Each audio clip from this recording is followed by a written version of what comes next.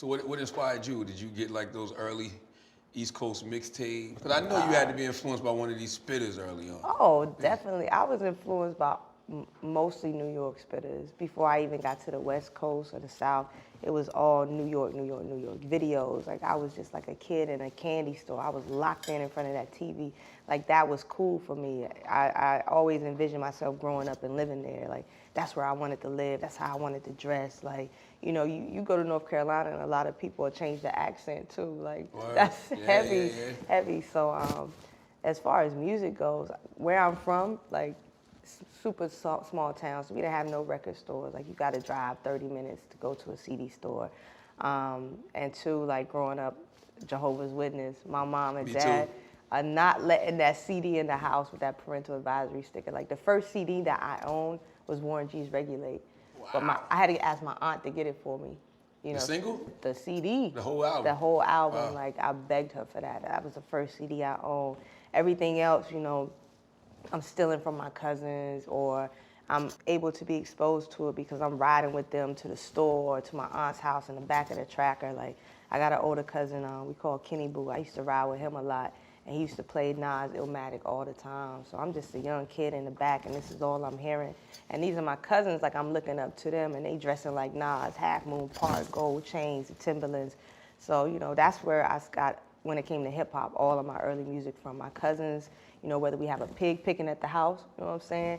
And you know, all the aunties on the porch, or they gossiping about us, all the kids outside by the car, you know, doors open, playing music, doing the butt, all of that. Like, that's where I got it. Because I wasn't buying my own music until maybe I was like 14 or 15. Wow. So, you know, and it's like my dad, like Aaliyah was the first album that I bought. You know, then I think it was like, That's hip hop too, though. yeah, like a mug, like a mug.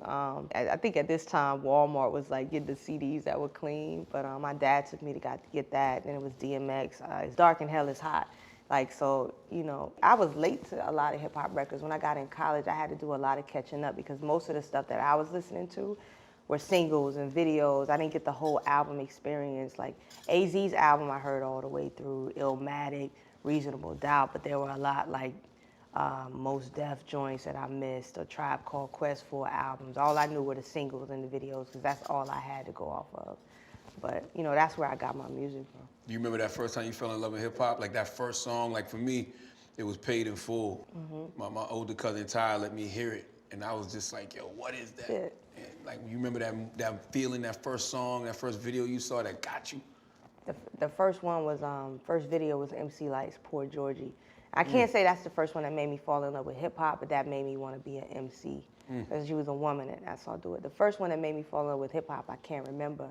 But I do remember the first song that I was like you, like, man, it was just like, yo, what is this? And it was the Method Man, Mary, All I Need. Ooh. So to see the video and the song, that's when I was like, yo, this is crazy. Like, this is it. Like, Mary, it was the blue tone, and she's on a rooftop, and she's got the bucket on, and she just looks so cool, and she's singing over the ill beat, and Method Man half hair plaited, half out.